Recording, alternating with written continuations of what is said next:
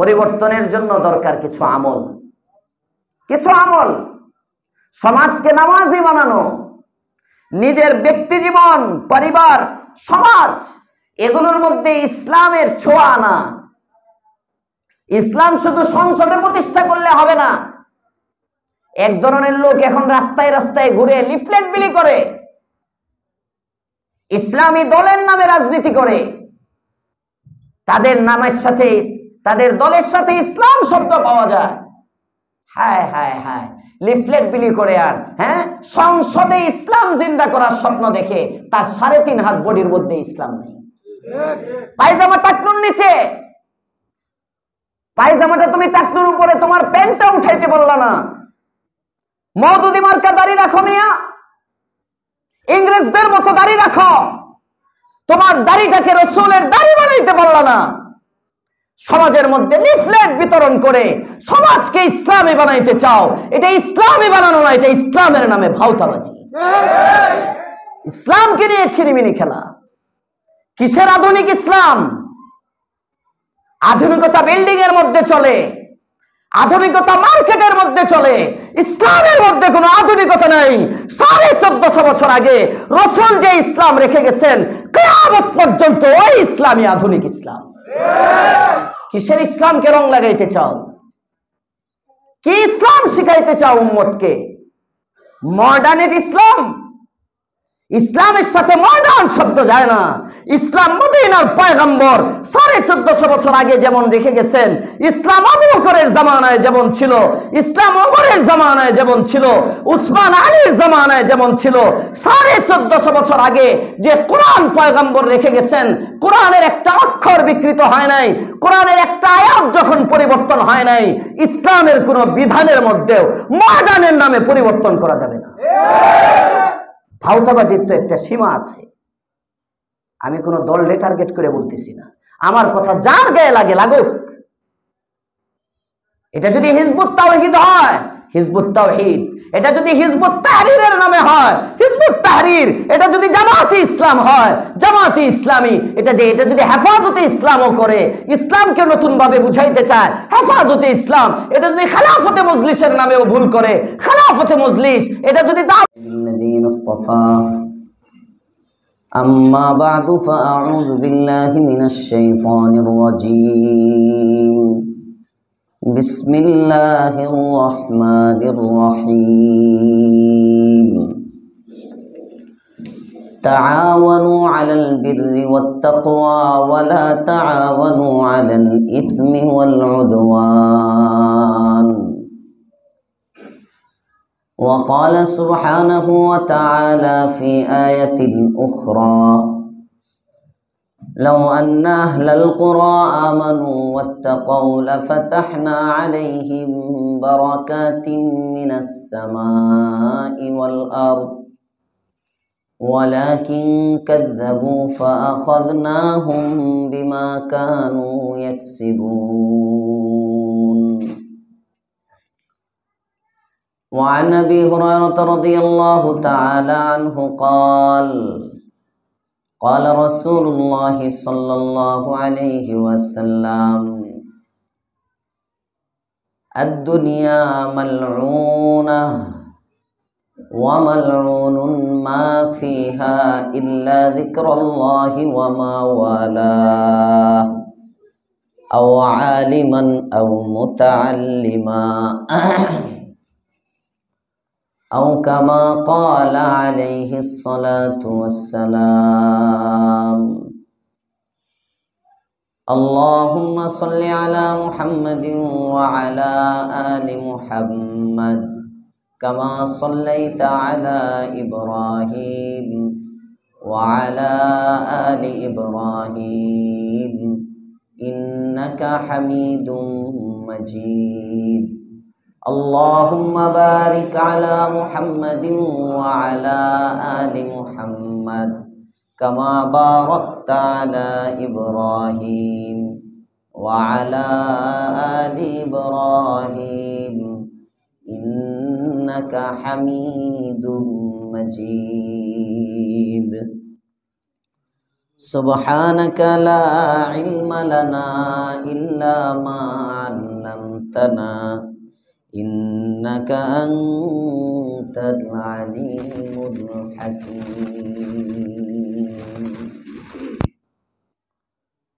আলহামদুলিল্লাহ। মুআজ্জাজ মুহতারাম মুসল্লিয়ানে কেরাম, মুরব্বিয়ানে ইজম, যুবক বন্ধুরা, ছোট বাচ্চারা, শুকরিয়া রব্বে করিমের দরবারে যার তৌফিকে বরকতি মাস রজবের মাসে জুমার নামাজ আদায়ের উদ্দেশ্যে আগে আগে মসজিদে আসার সুযোগ পেয়েছি। কালিমাতুশ শুকর পড়ি আলহামদুলিল্লাহ। হাদিসে পাকে আছে, গত সপ্তাহে আমরা দোয়া পড়েছিলাম, রাসূলুল্লাহ সাল্লাল্লাহু আলাইহি ওয়াসাল্লাম বলেছেন, হযরত আনাস ইবনে মালিকের বর্ণনা, যখন রজব মাস আসতো আল্লাহর রাসূল সাল্লাল্লাহু আলাইহি ওয়াসাল্লাম দোয়া করতেন এবং উম্মতের মাধ্যমেও দোয়াটা করাতেন, আল্লাহুম্মা বারিক লানা ফি রজব ওয়া শাবান ওয়া বাল্লিগনা রমাজান। যার অর্থ হলো, হে আল্লাহ, রজব এবং শাবানে আমাদেরকে বরকত দান করুন এবং রমজান পর্যন্ত আমাদেরকে পৌঁছে দিন। আল্লাহ তাআলা আমাদের সকলকে হায়াতে বরকত দান করে সুস্থতার সাথে রমজান লাভ করার তৌফিক দান করেন। 2 মাস আগ থেকে মূলত আল্লাহর রাসূল সাল্লাল্লাহু আলাইহি ওয়াসাল্লাম রমাজানুল মুবারকের প্রস্তুতি শুরু করতেন। আমাদের রমজানের প্রস্তুতির 1 সপ্তাহ চলে গেছে। কিভাবে প্রস্তুতি নিব রমজানের? বুট আগ থেকে স্টক করে রাখবে ব্যবসায়ীরা, রমজানের বাজার মাল দাম বাড়াইতে হবে, তো এখন কম দামে কিনে পরে সেল দিলে ভালো হবে। এটাও তো একটা রমজানের প্রস্তুতি। হ্যাঁ, ঈদ আসতেছে সামনে, রমজানের পরে তো ঈদ আছে, কি কি কিনবো? এবার তো আর কলকাতার ভিসা পাওয়া যাচ্ছে না, ইন্ডিয়াতে গিয়ে মার্কেট করা যাবে না, তো কোন দেশে যাব? আগ থেকে ভিসা প্রসেসিং করা, এগুলো রমজানুল মুবারকের প্রস্তুতি আমাদের দেশে অনেকে করে। রাসূলুল্লাহ সাল্লাল্লাহু আলাইহি ওয়াসাল্লাম 2 মাস আগ থেকে যে প্রস্তুতির জন্য উদ্বুদ্ধ করতেন আমাদেরকে, সেটা হলো আমালের প্রস্তুতি। যে রমজানের আগে আগে তুমি এমন ভাবে নিজের কাজগুলো গুছিয়ে নাও যেন রমজানটা তুমি ইবাদতে কাটাতে পারো। সুবহানাল্লাহ। বছরে 12টি মাসের মধ্যে একটি মাস অন্তত যেন তোমার জীবনে একটু আমাল বেশি হয়। রমজানের প্রতিটা মুহূর্ত বরকতি, প্রতিটা মুহূর্ত রহমতি, প্রতিটা মুহূর্ত আল্লাহ তাআলার নূরের তাজাল্লি দিয়ে ঘেরা। এজন্য এই মাসের গুরুত্ব অনেক বেশি। 2 মাস আগ থেকে আল্লাহর রাসূল সাল্লাল্লাহু আলাইহি ওয়াসাল্লাম এই ঘোষণাগুলোর মাধ্যমে আমাদেরকে গুনাহ বর্জনের অভ্যাস করার প্রতি তাকিদ করতেন। কিছু কিছু মাস আছে, কিছু কিছু দিন আছে, ওই দিনগুলোর গুরুত্ব আল্লাহ পাক রব্বুল আলামিনের কাছে বেশি, ওই মাসগুলোর গুরুত্ব আল্লাহ তাআলার কাছে বেশি। কিছু জায়গা আছে যে স্থানগুলোর গুরুত্ব আল্লাহ তাআলার কাছে বেশি। যেমন বাজার, দরকার হয় প্রয়োজনে আমাদের যেতে হয়, বাকি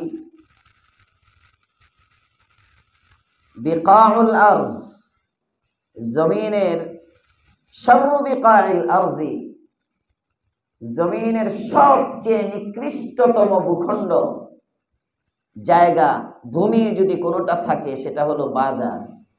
নিকৃষ্ট ভূমি, নিকৃষ্ট জায়গা। খায়রু বিকাইল আরজ, জমিনের সর্ব উৎকৃষ্ট ভূখণ্ড, ভূমি, এটা হলো মসজিদ। সুবহানাল্লাহ। তো কিছু জায়গা আপনি বাজারে বসে থাকেন, কোনো নেকি নাই, বরঞ্চ স্থান কাল পাত্র বেঁধে গুনাহ লেখার সম্ভাবনা আছে। আপনি বাজারে বসে বসে যদি টিভি দেখতে থাকেন, আমলনামায় প্রতি যতবার তাকাইবেন ততবার নেকি। হ্যাঁ, সবাই বলেন। এই যে অনেকে খেলা দেখে, এখন খেলা চলতেছে না, কি খেলার নাম এটা? PPL, BPL. এটা এটা কিসের সংক্ষেপ? আচ্ছা, আরেকবার শিখাইও, এখন শিখতে গেলে ঝামেলা। রুমে একজনে যে পারো আমারে জানাই দিও, বিপিএল এটা কিসের সংক্ষেপ, কি হয় একটু বুঝাই দিও। বাহার হাল,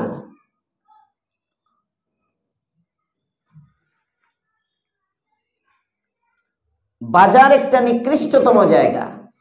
এই যে এই খেলাধুলা যখন চলে, এই সময়গুলোতে অনেক নামাজি মানুষকেও, অনেক দাড়িওয়ালা মানুষকেও দেখা যায় দোকানের সামনে দাঁড়িয়ে খেলা দেখতেছে, টিভি দেখতেছে। আমার নজরে পড়ে, আমি আমার মুসল্লিদেরকে দেখছি ইদানিং না, করোনার আগে প্রথম প্রথম যখন ক্ষতি হয়েছে, 1-2 বছর পরে একদিন এদিকে কোথায়, ওই সময় এই রাস্তাটা দিয়ে আমি যাতায়াত করতাম বেশি, ওই কোটবাড়ির ওর দিকে গিয়ে রিক্সা নিতাম, এই পর্যন্ত হেঁটে যাচ্ছি। একদিন এশার নামাজের পরে কোনো কাজে মসজিদে আসছি, এশা, তো আমার পেছনেই নামাজ পড়লেন আবার হাজি সাহেব, মাশাআল্লাহ, ওয়াক্তিয়া মুসল্লি, নিয়মিত, মোটামুটি বয়স্ক মানুষও। আমি যাওয়ার সময় দেখি উনি দাঁড়ায়া দেখতেছেন, বরকতি জিনিস একটু দেখে তারপরে যাইতেছে। এই যে আপনি বাজারের মধ্যে বসে দেখলেন, সব হলো না গুনাহ হলো? সবাই বলেন গুনাহ। গুনাহ। তাহলে বাজার এমন একটা জায়গা, এই জায়গার মধ্যে গেলে সব তো নাই, হ্যাঁ, প্রয়োজনের তাগিদে যেতে হয়। জরুরত ছাড়ার জন্য যখন যাবে, বাজার করতে যাবেন, এটাও আপনার আমল নামায় নেকি হবে, নেকির পদ্ধতিতে যেতে হবে। বাজারে যান, বাজারে ঢোকার সাথে সাথে একটা দোয়া আছে, বাজারের দোয়া, দোয়া পড়েন যতক্ষণ প্রয়োজন, এতটুক সময়ই বাজারে থাকেন। অযথা ঘোরাফেরা করা, জরুরত নাই এরপরেও, ওটা হলো গুনাহ। কিন্তু যতক্ষণ আপনার প্রয়োজন মেটে না, প্রয়োজনের তাগিদে যত তাড়াতাড়ি সম্ভব বাজার থেকে চলে আসা, এটা গুনাহ না। জরুরতের জন্য তো যাবেনি, বাজারে যাওয়াই যাবে না এমন কোনো কিছু না। মুমিনের সব কাজ নেকি বানানোর পদ্ধতি আল্লাহর রাসূল বলে দিয়েছেন। সুবহানাল্লাহ। আল্লাহ তাআলা আমাদেরকে ইবাদতের পদ্ধতি জেনে ইবাদত করার তৌফিক দান করেন। পৃথিবীর নিকৃষ্টতম জায়গা বাজার, জমিনের মধ্যে। পক্ষান্তরে মসজিদে আপনি আসেন, কোনো কাজ নাই, এসে চুপচাপ বসে থাকেন, আগে আসছেন, যতক্ষণ পর্যন্ত ইন্তেজারে সালাহ, নামাজের অপেক্ষা করতেছেন। হাদিসে পাকে আছে, আল্লাহর রাসূল সাল্লাল্লাহু আলাইহি ওয়াসাল্লাম বলেন, এতক্ষণ আল্লাহ পাক আমল নামার মধ্যে নেকি লিখে দিতে থাকবেন।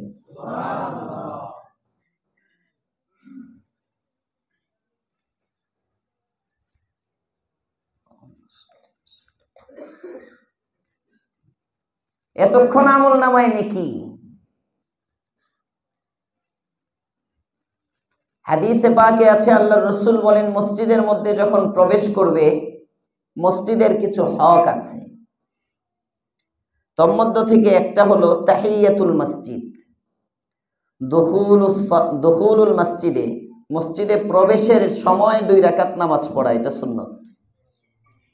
সুবহানাল্লাহ বললেন না? যে অনেক মানুষ আপনারা আসেন 11:15টায় আসেন, 11:30টায় আসেন, 12টায় আসেন, ধরে নেন 12:15টায় আলোচনা শুরু হয়। সময় দেওয়া ঠিক 12:15টায় বসতে পারি না অধিকাংশ সময়, বাকি আমাদের না যে 12:15টায় আমি আলোচনা শুরু করতে পারি। আমরা একটা অভ্যাস করে নিতে পারি, এর আগে যারা আসি, এসে মসজিদে তাহিয়াতুল মসজিদ 2 রাকাত নামাজ পড়ব। পারবো ইনশাআল্লাহ?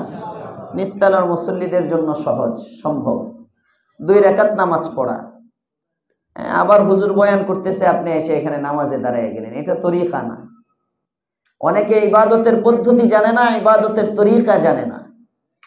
সুন্নত আদায় করতে গিয়ে অনেক সময়, এখন যখন কথা হচ্ছে, এই দ্বীনের কথাটা নিরিবিলি মনোযোগ সহ শোনা এটা আপনার জন্য ওয়াজিব। এটা কোরআনের কথা হচ্ছে, কোরআনের কথার সময় অন্যমনস্ক থাকা যায় না। কোরআন সুন্নাহর আলোচনা এটা একটা ক্লাসের মতো।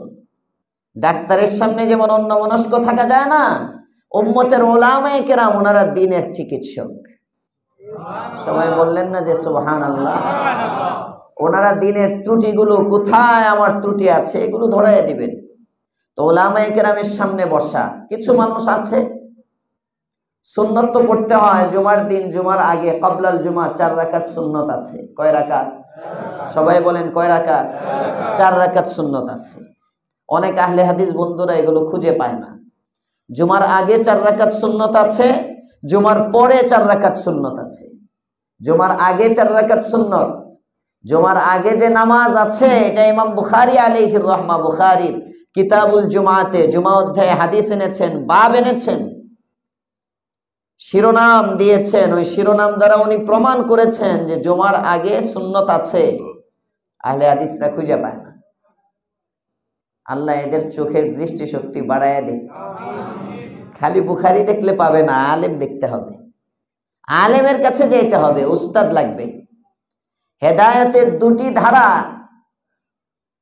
দুনিয়াতেও শিক্ষার 2টি ধারা। গাইড লাগে, বই পুস্তক লাগে, কিতাবাদি লাগে, সাথে একজন শিক্ষক লাগে। ঠিক না ঠিক?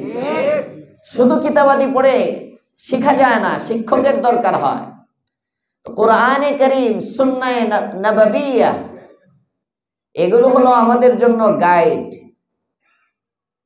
এটা বুঝার জন্য এজন্য একজন উস্তাদ লাগে। ওগুলোকে বলা হয় রিজালুল্লাহ, উম্মতের উলামায়ে কেরাম। আল্লাহ তাআলা উলামাদের আজমত আমাদের দিলে বসায় দেন, বলেন আমিন।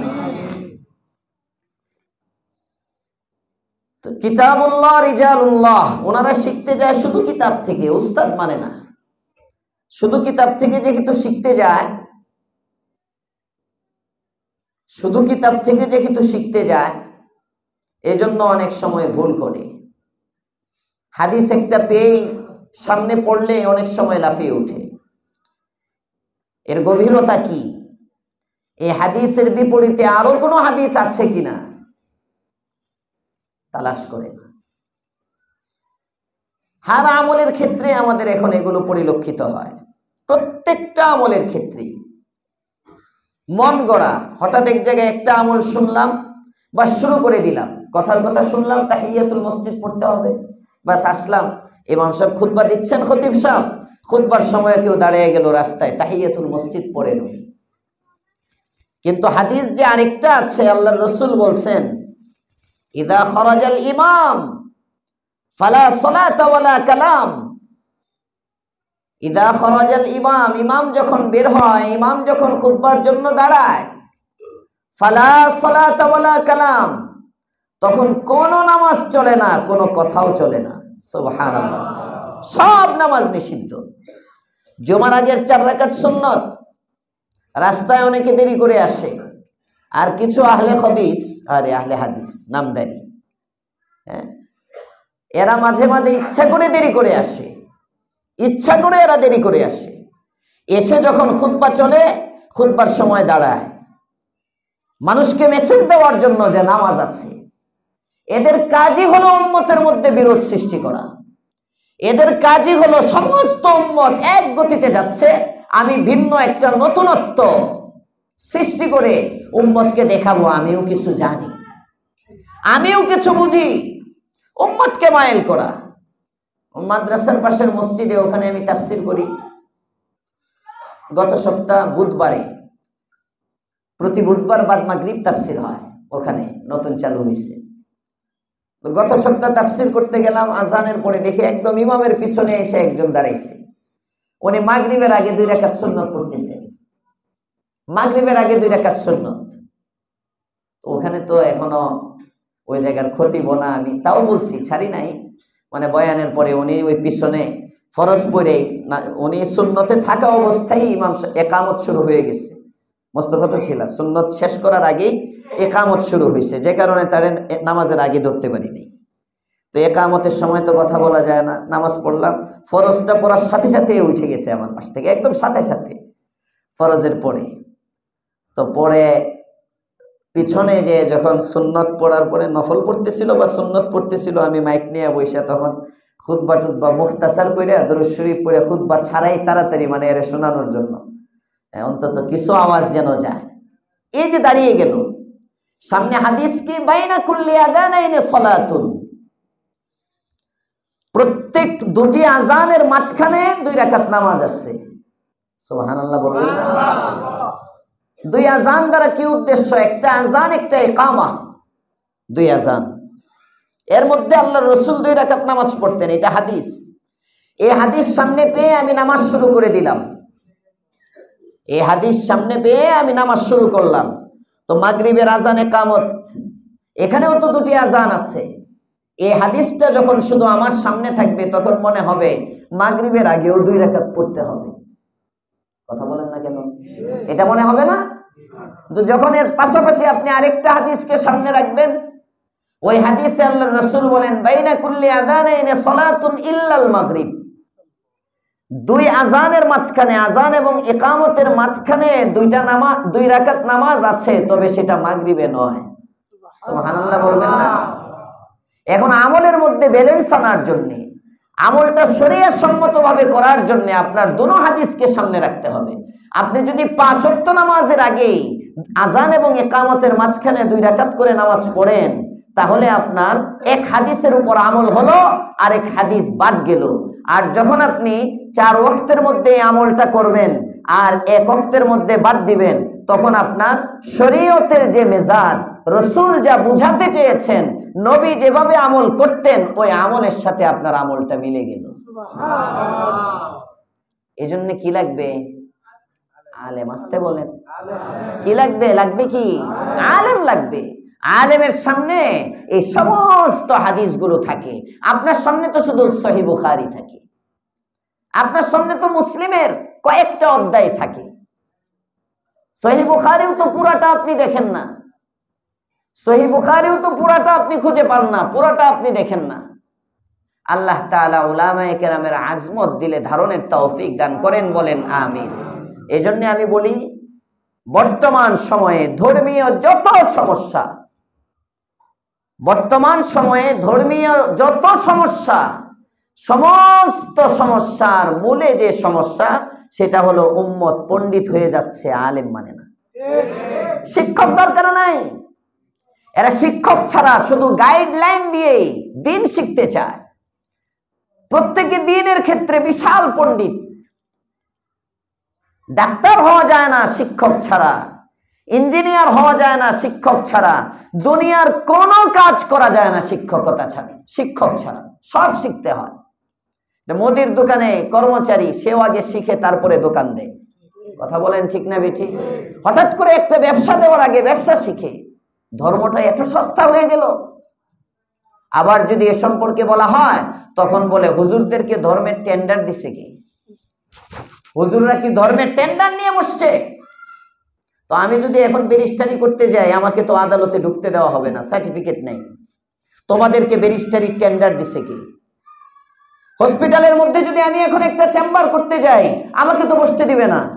আমি যদি বলি না আমিও পারি, আমাকে তো বসতে দিবে না।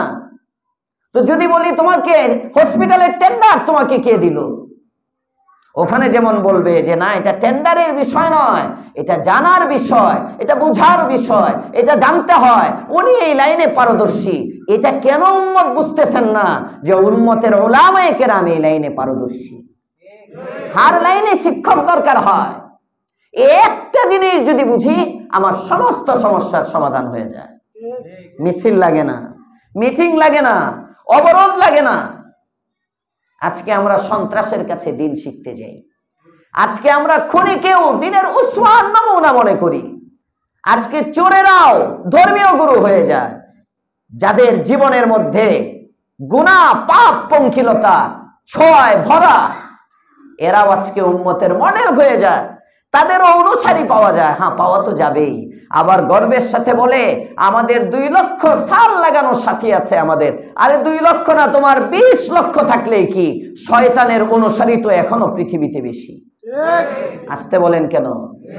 ইবলিসের অনুসারী তো এখনো পৃথিবীতে বেশি।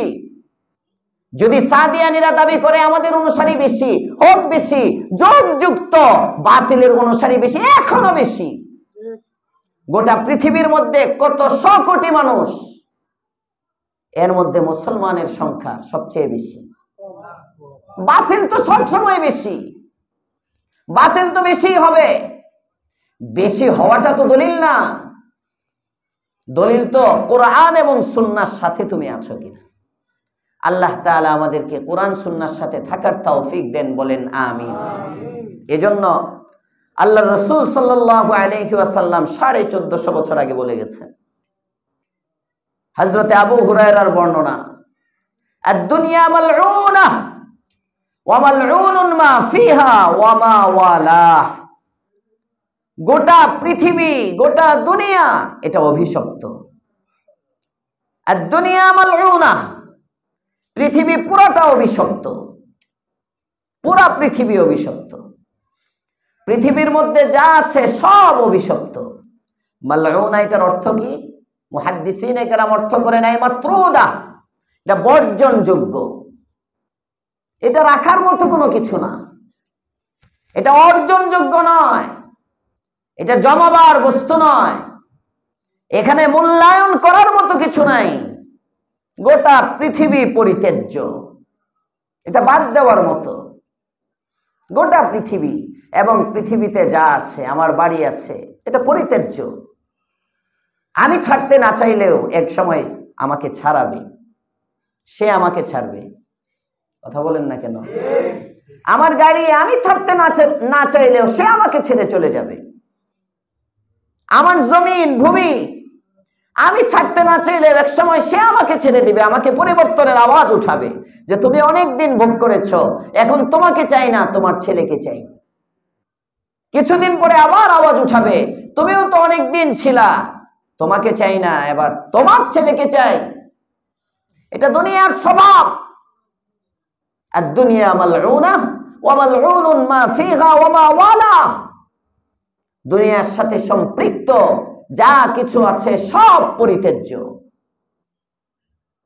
সব অভিশপ্ত। একটাকেও দিল দেওয়া যাবে না, অন্তর দেওয়া যাবে না। তো দিল দিব কাকে? রাখবোটা কি? কোন জিনিস আমার সঙ্গী? আল্লাহর রাসূল বলেন 4টা জিনিস তোমার সঙ্গী। আরো আসতে, রোদ আছে তো বাহিরে, গত পরশুদিনের মতো কুয়াশা তো এখনো নাই। জোরে বলেন সুবহানাল্লাহ। আল্লাহর পয়গম্বর, আপনি আমার নবী, দু জাহানের সরদার, রাহমাতুল লিল আলামিন সাল্লাল্লাহু আলাইহি ওয়াসাল্লামের সাহাবী হযরতে আবু হুরায়রা বলেন, আদ-দুনিয়া মালউনা ওয়া মালউনুন মা ফিহা ওয়া মা ওয়ালাহু ইল্লা যিকরুল্লাহ। ও আমার উম্মতেরা ভালো করে শোনো, দুনিয়া পুরাটাই অভিশপ্ত, তবে কয়েকটা জিনিস ছাড়া। নাম্বার 1, আল্লাহর জিকির। সুবহানাল্লাহ। ইল্লা যিকরুল্লাহ, আল্লাহ তাআলার জিকির, এটা যে ব্যক্তি ওয়ামা ওয়ালা এবং জিকিরকারী। সুবহানাল্লাহ। দুনিয়াদারের জন্য ধ্বংস অনিবার্য, এমপির জন্য পালানোর পথ খোলা। এমপির এক সময় পালাইতে হয়, মন্ত্রীর এক সময় পালাইতে হয়, কিন্তু জিকরুল্লাহর সাথে যে ব্যক্তি সম্পর্ক করে এই ব্যক্তির কখনো পলায়ন করা লাগে না। ইল্লা যিকরুল্লাহি ওয়া মা ওয়ালা, আল্লাহর জিকির থাকবে। 1 নম্বর থাকবে জিকির। জিকির অভিশপ্ত নয়, জিকির পরিত্যাজ্য নয়। জিকির এটার কখনো ধ্বংস নাই, জিকিরের বাঁকা আছে, স্থায়িত্ব আছে। এজন্য আল্লাহর পয়গম্বর বলেন জিকির বেশি বেশি করো।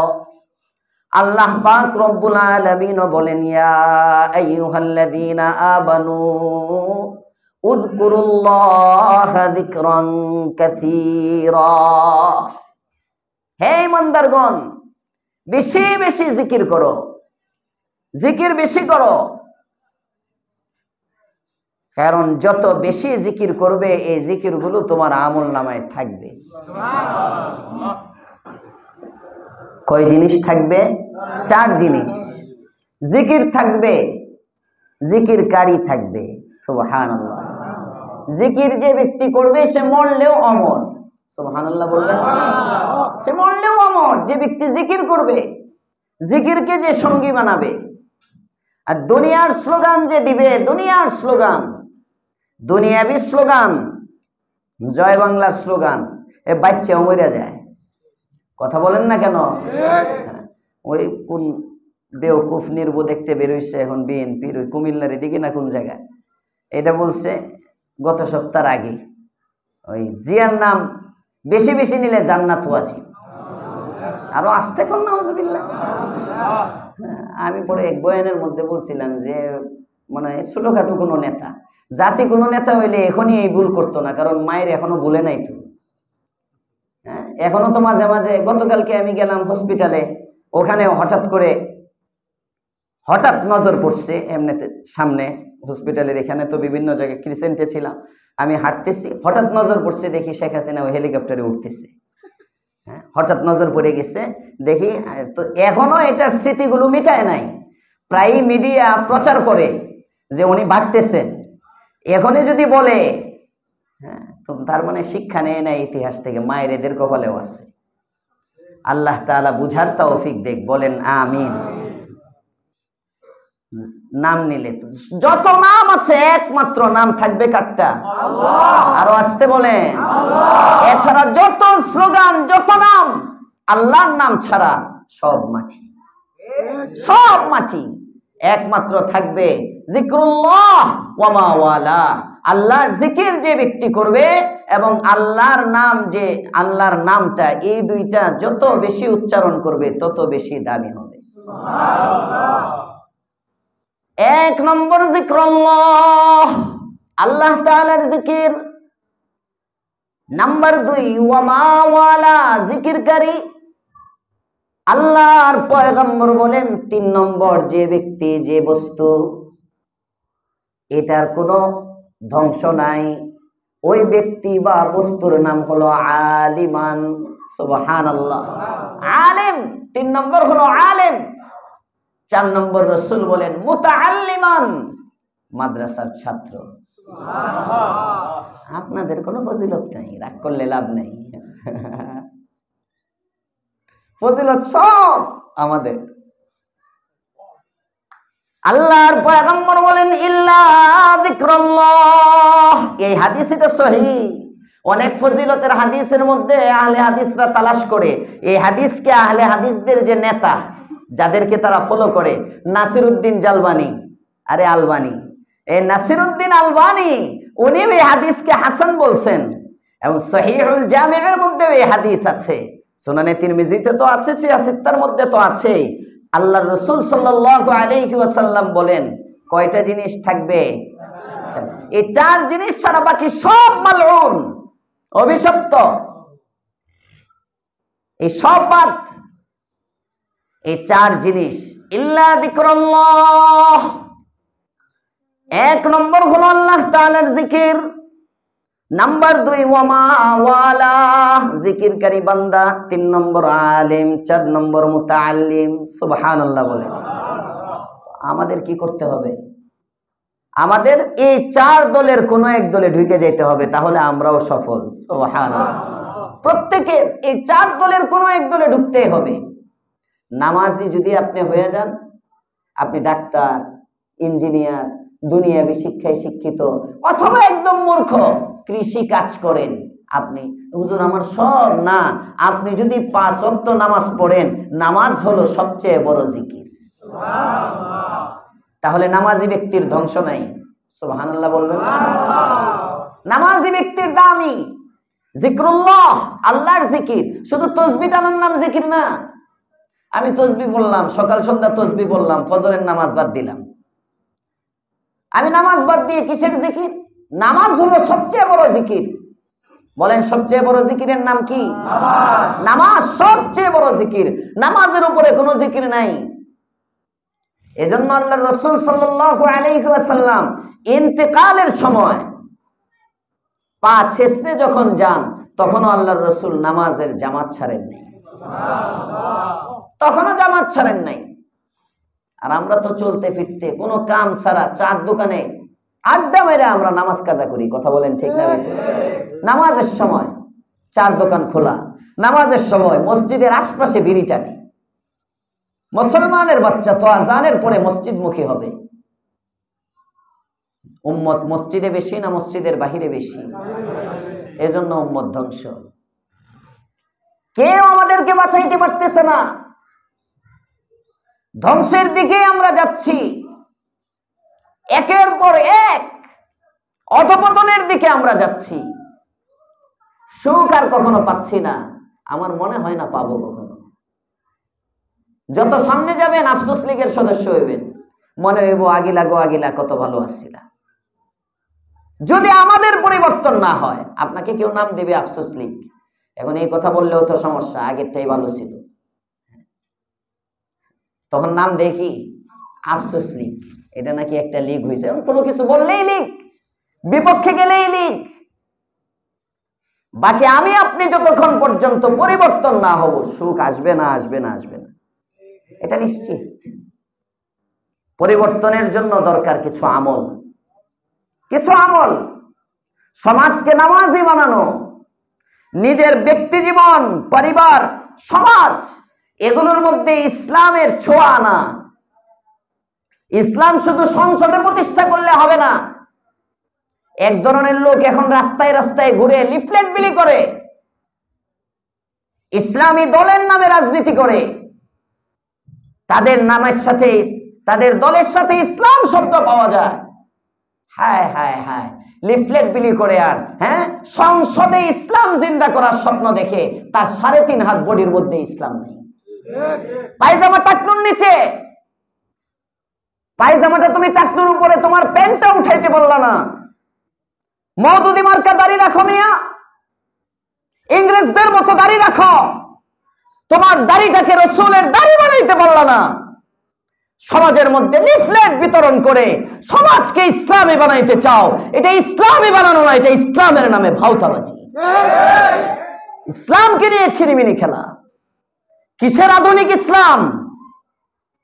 আধুনিকতা বিল্ডিং এর মধ্যে চলে, আধুনিকতা মার্কেটের মধ্যে চলে। ইসলামের মধ্যে কোনো আধুনিকতা নাই। 1450 বছর আগে রাসূল যে ইসলাম রেখে গেছেন, কিয়ামত পর্যন্ত ওই ইসলামই আধুনিক ইসলাম। কিসের ইসলামকে রং লাগাইতে চাও? কি ইসলাম শিখাইতে চাও উম্মতকে? মডার্ন ইসলাম। ইসলামের সাথে মডার্ন শব্দ যায় না।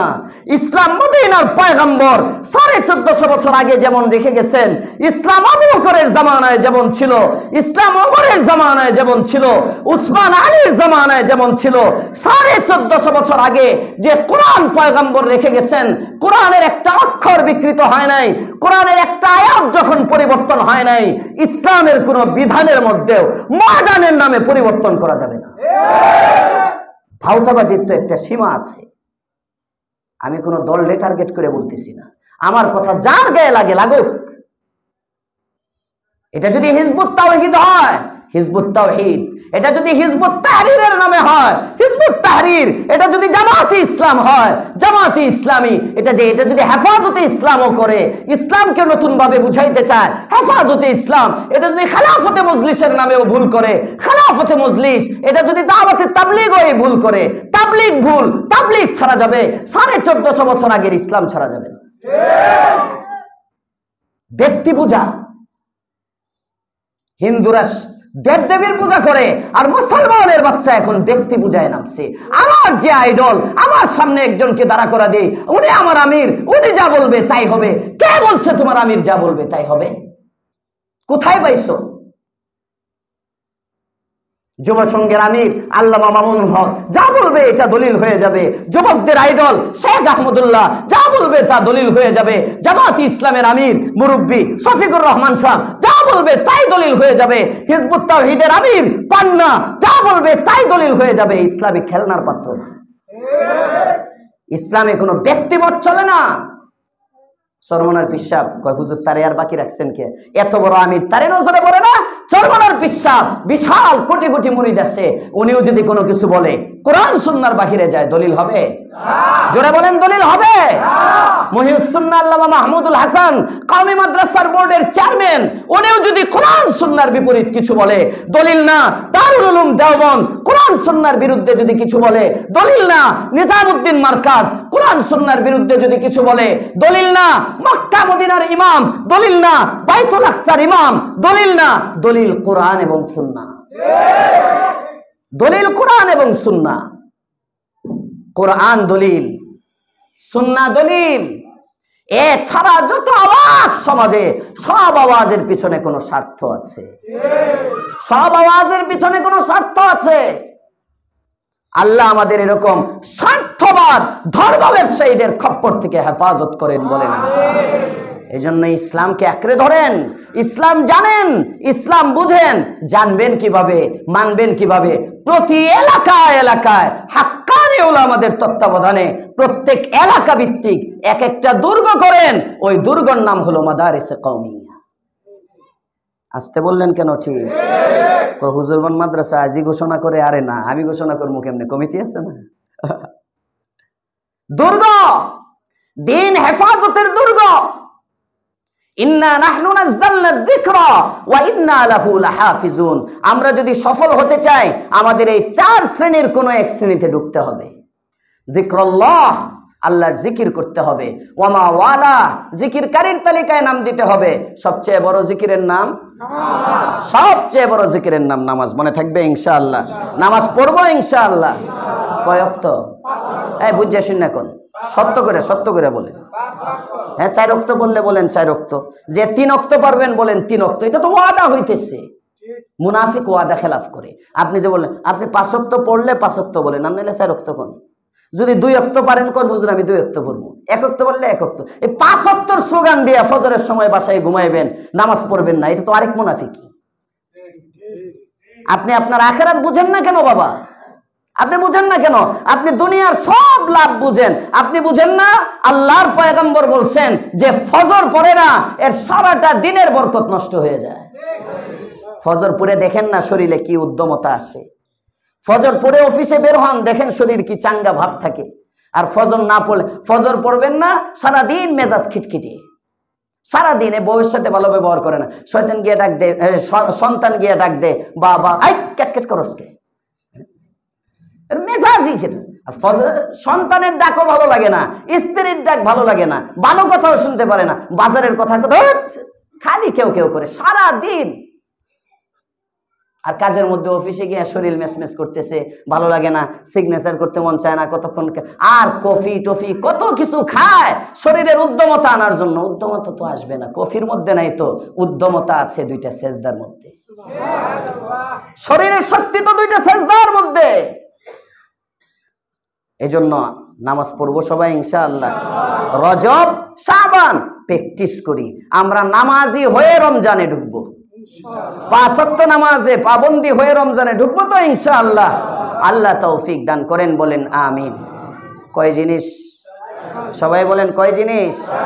1 নম্বর জিক্রুল্লাহ, আল্লাহর জিকির। জিকিরের মধ্যে সবচেয়ে বড় জিকিরের নাম নামাজ। 2 নম্বর জিকিরকারী। 3 নম্বর আলেম, আলেম মুতাআল্লিম। 4 নম্বর ছাত্র। এলেম লাগবে, আলেম ছাড়া কোনো গতি নাই। হুজুর আমরা তো এখন আলেম হইতে পারি নাই। আলেম হন নাই, আলেমকে মানেন, আলেমকে মানেন। আপনার ঘরের মধ্যে যে বিদ্যুতের তার, পাওয়ার হাউস নাই, আপনার এটাকে কি বলে, মোটা একটা লাগাইছে যে ট্রান্সমিটার, এই ট্রান্সমিটার আপনার ঘরে নাই, কিন্তু রাস্তার এখানে আছে, এখান থেকে আপনার ঘরে লাইন যাইতেছে। 1000 পাওয়ারের তার, ওখান থেকে সাবমিটার নামায়া আস্তে আস্তে আপনার ঘরে দেয়। আপনি আলেম হইতে পারেন নাই, আলেমকে আপনি মিটার বানান। ইলমের ট্যাঙ্কি, এটার সাথে কানেকশন করেন যে কোনো ভাবে। আলেমের মোহাব্বত দিলে আনেন, আলেমের সাথে যখন কানেকশন হয়ে যাবে আপনিও নাজাত পেয়ে যাবেন। আল্লাহ তাআলা আমাদেরকে তৌফিক দান করেন। রাগ করেন নাই তো? শুরুতে বসার পরে বলতেছিলাম যে কথাগুলো বললাম আজকে খুলাসা। 1 নম্বর, ইবাদতের মধ্যে ইতিদাল আনবো, ইবাদতে ব্যালেন্স, শরীয়তের মেজাজ বুঝে আমরা ইবাদত করব। তাহিয়াতুল মসজিদ পড়ব, আস্তে আস্তে বলে। কখন পড়বো? বয়ান চলাকালীন, খুতবা চলাকালীন না। বয়ান হচ্ছে না, খুতবা হচ্ছে না, তিলাওয়াত হচ্ছে না। আমি আসছি মসজিদে নিরিবিলি, আমি 2 রাকাত পড়ে নিলাম, ঠিক আছে ইনশাআল্লাহ। 2 নম্বর, জুমার আগে নামাজ আছে না নাই? 4 রাকাত সুন্নত। কয় রাকাত? সবাই পড়বো, এটাও পড়বো খুতবার আগে। 3 নম্বর, খুতবা চলাকালীন কোনো নামাজ আছে? খুতবা চলাকালীন কোনো নামাজ নাই। কেউ যদি দেখেন কেউ পড়তেছে, তাকে বসায় দিবেন, নামাজ ছাড়ায় বসায় দিবেন, সে পরে এটার কাজা করবে প্রয়োজনে। খুতবা চলাকালীন কোনো নামাজ নাই। খুতবা শোনা ওয়াজিব, খুতবা শোনা ওয়াজিব। বলেন খুতবা শোনা কি ওয়াজিব? খুতবা বুঝেন তো, এই যে আরবিতে যেটা দেওয়া হয় খুতবা, এই বক্তৃতা না। খুতবা শোনা ওয়াজিব। খুতবার সময় কোনো নামাজ নাই, তাহিয়াতুল মসজিদও নাই, সুন্নতও নাই। তাহিয়াতুল মসজিদও নাই, সুন্নত নাই। হাত্তা কি খতিব সাহেব যখন মেম্বারে বসে যান, বসে যাওয়ার পরে যে আজানটা দেওয়া হয়, এই আজানের উত্তরটাও মুক্তাদি দিবে না, মুসল্লিরা দিবে না, চুপচাপ শুনবে। অনেকে এই আজানের উত্তর দেয়, এটা ভুল। এই আজানের উত্তর ইমাম সাহেব, খতিব সাহেব যদি দেয় দিতে পারে।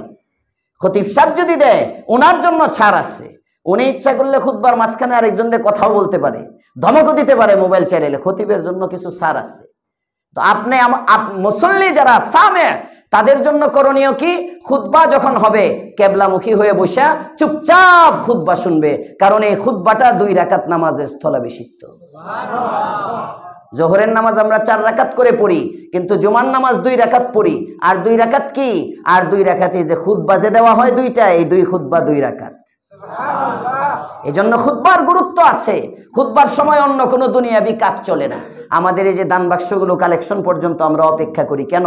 খুতবার সময় হাঁটা নিষেধ, খুতবার সময় কথা নিষেধ। হাত্তা কে বুখারীর বর্ণনা, আল্লাহর রাসূল সাল্লাল্লাহু আলাইহি ওয়াসাল্লাম বলেন, ইজা কুলতা লি সাহিবিকা আনসিত ওয়াল ইমামু ইয়াখতুবু। এটা সহিহ বুখারীর হাদিস। ইজা কুলতা লি সাহিবিকা আনসিত ওয়াল ইমামু ইয়াখতুব। তুমি যদি তোমার সাথীকে, পাশের মুসল্লিকে লক্ষ্য করে বলো, এই চুপ করো, এমত অবস্থায় যে ওয়াল ইমামু ইয়াখতুব, ইমাম সাহেব খুতবা দিচ্ছেন, পাশের একজনে কথা বলতেছে, তারে আপনি বললেন এই আনসিত, তুমি থামো। আল্লাহর রাসূল বলেন ফাকাত লাগাউতা, এটাও তুমি অনর্থক কাজ করলা, এটাও তুমি করতে পারবা না। সবাই একদম নীরবে নির্জনে চুপচাপ খুতবা শুনতে হবে। মাইক নাই, আওয়াজের সমস্যা, কিন্তু এতটুকু বুঝে যে এখন খুতবা হইতেছে, খুতবার আওয়াজ না গেলেও ওই সময়টা চুপ থাকতে হবে। এটা মাসআলা, ইনশাআল্লাহ লক্ষ্য করব এগুলো। সর্বশেষ বলা হলো, নাজাত প্রাপ্ত হওয়ার জন্য আমাদের 4 তালিকার কোনো এক তালিকায় যাইতে হবে। আল্লাহ তাআলা আগে নিজের মধ্যে ইসলাম আনুক, বলেন আমিন। সবাই নিজে আগে মুসলমান হন, রাষ্ট্রের ইসলামের চিন্তা পরে করেন। নিজে নিজে নিজে দাঁড়িয়ে রাখেন, নিজে সুন্নাহর উপর উঠেন, নিজে এই কিছু কিছু গুনাহ আছে, এই গুনাহগুলো যারা করে কিয়ামতের দিন আল্লাহ তাআলা তাদের দিকে তাকাবেন না, তাকাবেনই না। না তাকাইলেই তো মাপ পাওয়া যাবে। তোর মধ্যে একটা গুনাহ, বুখারীর হাদিস, মুসবিলুল ইজার, যে পায়ের নিচে যার কাপড় থাকে। আপনাকে আমি প্যান্ট পরতে নিষেধ করি না, আপনি প্যান্ট পরেন, আপনি লুঙ্গি পরেন, যা পড়তে মন চায় আপনি পরেন। আপনার এই হুজুরদের মতো সেলোয়ার পড়তে হবে এইটাও দরকার নাই। আপনার যেমন যা পরার পরেন, বাকি টাকনুর উপরে রাখেন, টাকনুর উপরে রাখেন বাবা, টাকনু ঢেকেন না। আপনার টাকনুটা ঢাকা থাকে, মাস ফালা মিনাল কাবাইনি মিনাল ইজার ফিন্নার, বুখারীর বর্ণনা। আল্লাহর রাসূল বলেন, টাকনুর যে অংশটা ঢাকা থাকে, টাকনু গিরার নিচে, এই অংশটা জাহান্নামে যায়। এই অংশটা জাহান্নামে যায় মানে কি? টাকনু কাইটা অতটুকরে জাহান্নামে দিবে না, এই ব্যক্তিকে জাহান্নামে দিবে। এগুলো বুখারীর হাদিস, সহিহ বুখারীতে আসছে। এই হাদিসগুলোতে কোনো ভেজাল নাই। আমরা ইনশাআল্লাহ মানবো, ইনশাআল্লাহ। আল্লাহ তাআলা আমলের তৌফিক দান করুক, আমিন। ওয়া আখিরু দাওয়ানা আলহামদুলিল্লাহ।